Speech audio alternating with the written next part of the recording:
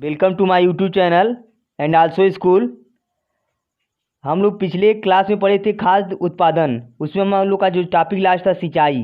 सिंचाई के बारे में हम लोग बहुत जानकारियाँ प्राप्त कर चुके थे प्रीवियस वीडियो में। अब जो हमें पढ़ना है सिंचाई की कुछ प्रमुख विधियाँ, यानी सिंचाई की कौन सी विधियाँ होती हैं जिससे हम खेतों की सिंचाई करते हैं। जिसमें पहला नंबर है नाली से सिंचाई, फैरो इरिगेशन। सिंचाई की इस विधि में फसलों के बीच में बनी नालियों के द्वारा पूरे खेत में पहुंचाया जाता है। जैसा कि आपको चित्र में दिखाई दे रहा है, नालीदार सिंचाई, यानी इस विधि से हम खेतों की सिंचाई करते हैं। इस प्रकार की विधि हमारी नालियों के द्वारा होती है। अगला हमारा है बांध से सिंचाई। इस विधि में खेतों में बांध बनाकर खेतों को कई प्रभागों में बांट दिया जाता है और फिर इसमें पानी डाला जाता है, जिसमें हमारा फुहारा या छिड़काव सिंचाई, स्प्रिंकलर इरिगेशन। इसमें फुहारों से खेतों में पानी का छिड़काव किया जाता है। सिंचाई का समय और आवृत्ति निम्नलिखित कारकों के बदलने के साथ बदलता रहता है। जैसा कि आपको दिखाई दे रहा है, छिड़काव सिंचाई है, इसके द्वारा भी खेतों की सिंचाई की जाती है।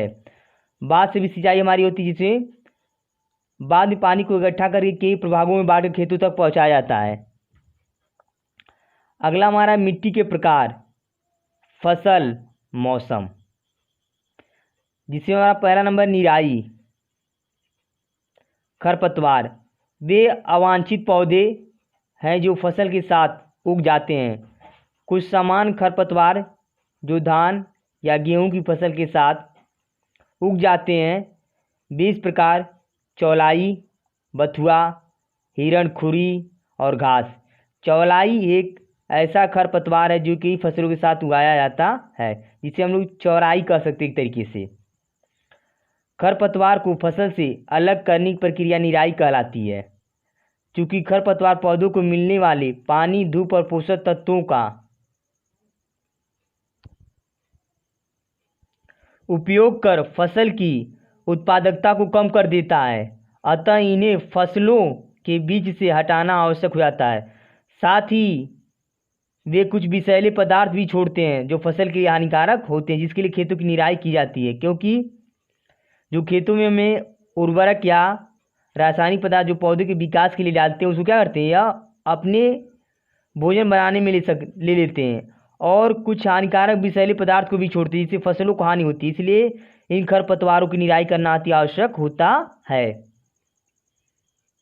खरपतवार को फूलने और उसमें बीज फंसने से पहले हटा लेना बेहतर होता है। निराई निम्नलिखित प्रकार से की जाती है, जैसा कि आपको दिखाई दे रहा है, खुरपी, हेगा, पटरा की सहायता से। खरपतवार नाशक रसायन जैसे 2,4-D डाइक्लोरोफेक्सनाइज, 2,5,5-D ट्राइक्लोरोफेक्सनाइज, एसिटिक एसिड, सिमेजीन, मेटाकोलर के छिड़काव, इससे भी खेत के खरपतवार हमारे नष्ट हो जाते हैं। जैविक नियंत्रण से इसमें ऐसे कीड़ों या जीवों का प्रयोग किया जाता है जो खरपतवार को नष्ट कर देते हैं। खरपतवार नाशक खरपतवार को नष्ट कर देता है, किंतु फसल को कोई नुकसान नहीं पहुंचाता। चूंकि ये विषैले होते हैं, अतः इन्हें प्रयोग करते समय समुचित सावधानियां बरतनी चाहिए। ये तो जो हमारा था निराई हम कैसे कर सकते हैं उसके बारे में जाने। अगला हमारा फसल सुरक्षा, यानी फसल की सुरक्षा कैसे होगी, क्रॉप प्रोटेक्शन। कुछ जीव फसल को खा सकते हैं या सड़ा देते हैं, जिन्हें पीड़क जंतु कहते हैं। पक्षी, चूहा, गिलहरी, कीट जैसे टिड्डा, घून, माहो और रोग उत्पन्न करने वाले सूक्ष्म जीव जैसे जीवाणु, विषाणु, कवक आदि कुछ समान पीड़क के उदाहरण हैं। ये सभी हमारे जो जीव हैं वो फसल को हमारी हानि पहुंचाते हैं।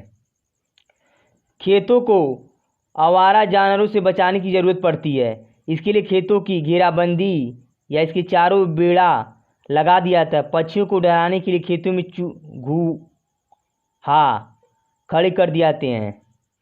इन दिनों पीड़क जीवों को मारने के लिए रसायनों का प्रयोग किया समान बात है।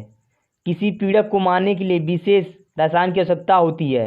इन रसायनों को पीड़कनाशी कहते हैं। जैसा कि आप जानते हैं कि इस समय जो हमारे पीड़क जीव हैं, जो भी हमारे कीटाणु होते हैं, फसलों को नुकसान पहुंचाती हैं, जीवाणु या विषाणु जो भी हो, उनको नष्ट करने के लिए हम क्या करते हैं, रासायनिक कीटनाशी का प्रयोग करते हैं जो अक्सर द्रव रूप में फसलों पर छिड़का जाता है।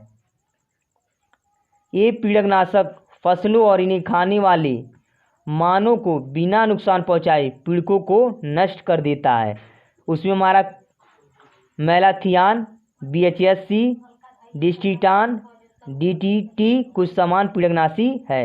इनका उपयोग हम कीटाणुओं, जीवाणुओं या जो फसलों को नष्ट करने वाले जीवाणु कीटाणु होते हैं उनमें इसका प्रयोग किया जाता है।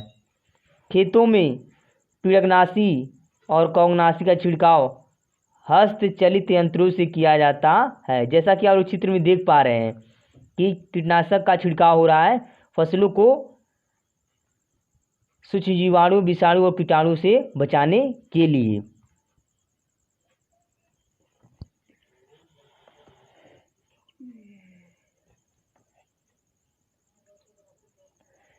कीटनाशी के हानिकारक प्रभाव, इसके कुछ हानिकारक प्रभाव भी हैं। कीटनाशी विषैला होता है, अतः पीड़क जीवों के साथ साथ कई अन्य जीव जंतु भी मर जाते हैं। कीटनाशी वर्षा के पानी के साथ नदी या झीलों में जा सकता है जिससे जल दूषित हो जाता है। कीटनाशी खाद्य श्रृंखला के माध्यम से कीटनाशी युक्त फलों और सब्जियों को खाने वालों के शरीर में तथा प्रदूषित जल से जलीय जीवों में प्रवेश कर जाता है। कीटनाशी की उच्च मात्रा बड़े जीवों जैसे मनुष्य और पक्षियों के शरीर में एकत्रित होकर उन्हें हानि पहुंचा सकता है। कीटनाशी के बार बार प्रयोग से पीड़कों में इसके प्रति प्रतिरोधक क्षमता विकसित हो जाती है। यदि हम फसलों में किसी भी कीटनाशी का बार बार प्रयोग करते हैं रसायन का, तो उसमें जीवाणु होते हैं उनकी उसके प्रति क्षमता हो जाती है जिससे वो मरते नहीं हैं। यानी उनकी क्या होती है, उस कीटनाशी के प्रति उनकी प्रतिरोधक क्षमता बढ़ जाती है, लड़ने की क्षमता उनकी बढ़ जाती है। अगला हमारा नंबर है फसलों की कटाई। यानी फसलों की कटाई किस प्रकार हो। हार्वेस्टिंग, जब फसल पक जाती है तो किसान उसे काट कर दाने एकत्रित कर लेते हैं। फसलों की कटाई और दानों को एकत्र करने की प्रक्रिया हार्वेस्टिंग कहलाती। फसलों की कटाई हाथ से, हंसिया के द्वारा या मशीन हार्वेस्टर से की जाती है। फलों और सब्जियों के परिपक्व हो जाने पर इन्हें हाथ से तैयार किया जाता है। अब आगे हमारा दावनी में जिसे हम दौरी कहते हैं। थ्रेसिंग मतलब दौरी करना और उसका शुद्ध नाम है दावनी। फसल की कटाई के बाद सूखे पौधों से दानों को अलग किया जाता है। इस प्रक्रिया को दावनी कहते हैं। यह हाथ से पौधों को पत्थर या लकड़ी पर पीट कर या मशीन की सहायता से किया जाता है। इसे बैल या ऊंट जैसे पशुओं की मदद से भी किया जाता है। प्राचीन काल में किसान जो होते थे वह बैल या ऊंट की सहायता लेते थे। किसके लिए? थ्रेसिंग के लिए, जिसे हम लोग बोलचाल की भाषा में दौरी कहते हैं। काटी गई फसल को जमीन में फैला दिया जाता है और बैल या ऊंट को इसके ऊपर बार बार चलने दिया। इसके पैर खूर की रगड़ से दाने डंठल से अलग हो जाते हैं। ओसाई, दावनी के बाद हवा की मदद से दानों को भूसों से अलग किया जाता है। इस प्रक्रिया को ओसाई कहते हैं। इस प्रक्रिया में दावनी किए दानों को एक निश्चित ऊंचाई से नीचे गिरने दिया जाता है। दाने भारी होने के कारण सीधे नीचे गिर जाते हैं, जबकि भूसा अलग होने के कारण दूर जमा हो जाता है। जैसा कि आप लोग चित्र में देख पा रहे, दावनी के बाद हमारी ओसाई हो रही है। और ओसाई के बाद हमारा जो होता है, गोदामों में अनाज का भंडारण करना होता है, उसको सुरक्षित रखना होता है। अगला पॉइंट है भंडारण, स्टोरेज। उत्पाद का भंडारण एक प्रमुख कार्य है। किसान दाने तथा भूसे दोनों का भंडारण करते हैं। भूसे का प्रयोग मवेशियों के चारे के रूप में किया जाता है। हाल की उपज का एक हिस्सा सरकारी या निजी एजेंसियों के हाथों बेच दिया जाता है। इन अनाजों के समुचित भंडारण और परिवहन की जरूरत पड़ती है। इसका भंडारण एजेंसियों जैसे भारतीय खाद्य निगम FCI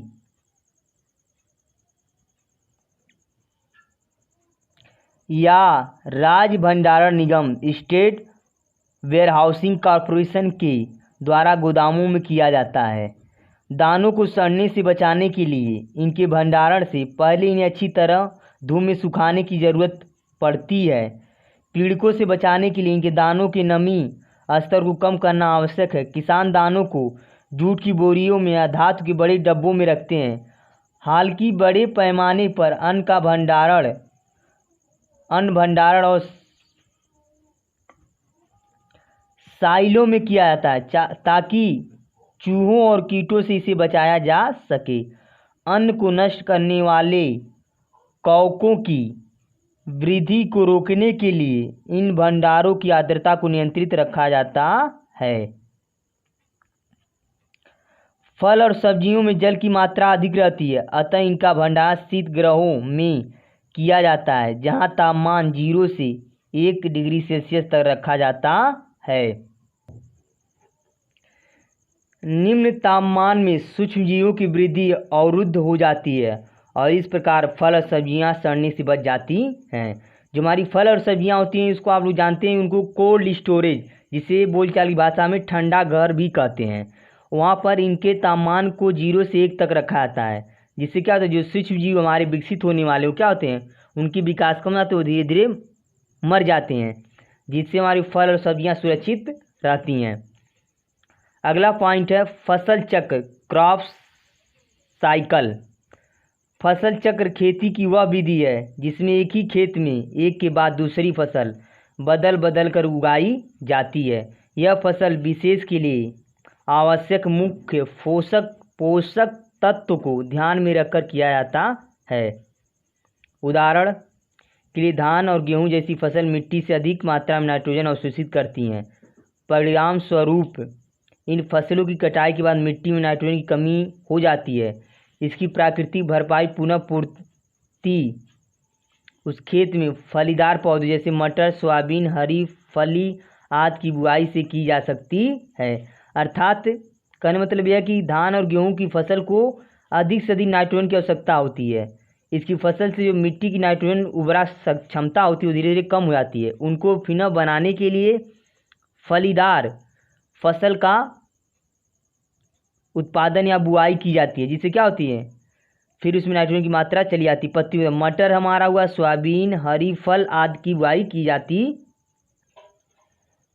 फलीदार पौधों की जड़ में विशेष प्रकार के नाइट्रोजन स्थिकारी जीवाणु होते हैं जो मिट्टी को नाइट्रोजन पुनः प्राप्त करने में सहायता करते हैं। इसके बाद अगले वर्ष इसमें गेहूं या अन्य फसल बोई जा सकती है। मिश्रित खेती, एक ही खेत में एक ही समय में 2 या अधिक फसलों को उगाने की प्रक्रिया को मिश्रित खेती कहते हैं। फसल का चयन इस प्रकार किया जाता है कि ताकि एक फसल का उत्पाद और अवशिष्ट पदार्थ दूसरी फसल की वृद्धि के लिए लाभदायक हो। कपास और मूंगफली एक ही मौसम में एक साथ उगाई जाती है। अगला पॉइंट हमारा है नाइट्रोजन चक्र, नाइट्रोजन साइकिल। नाइट्रोजन स्थिरीकरण नाइट्रोजन चक्र का एक महत्वपूर्ण चरण है। नाइट्रोजन चक्र को समझने से पहले आइए नाइट्रोजन स्थिरीकरण को समझिए। वायुमंडल में मौजूद नाइट्रोजन को नाइट्रोजन यौगिक में परिवर्तित होने की क्रिया को यानी बदलने की प्रक्रिया को नाइट्रोजन स्थिरीकरण कहते हैं।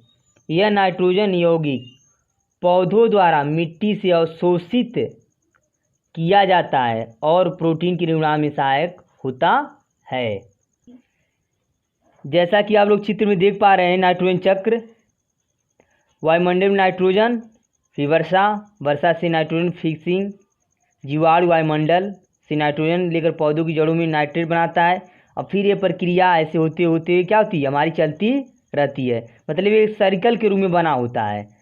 जैसा कि आप पॉइंट इधर देख पा रहे हैं, ये जो हमारे पॉइंट है ये सभी हमारे नाइट्रोजन चक्र को दर्शाते हैं या बताते हैं। नाइट्रोजन चक्र क्या, फसल से फिर जीव जंतु प्राप्त करते हैं, फिर वर्षा होती है, फिर हमारे वो प्रक्रिया हमारी चलती रहती है, समाप्त होने वाली नहीं होती है। आई होप यह वीडियो आप लोग को समझ में आया होगा।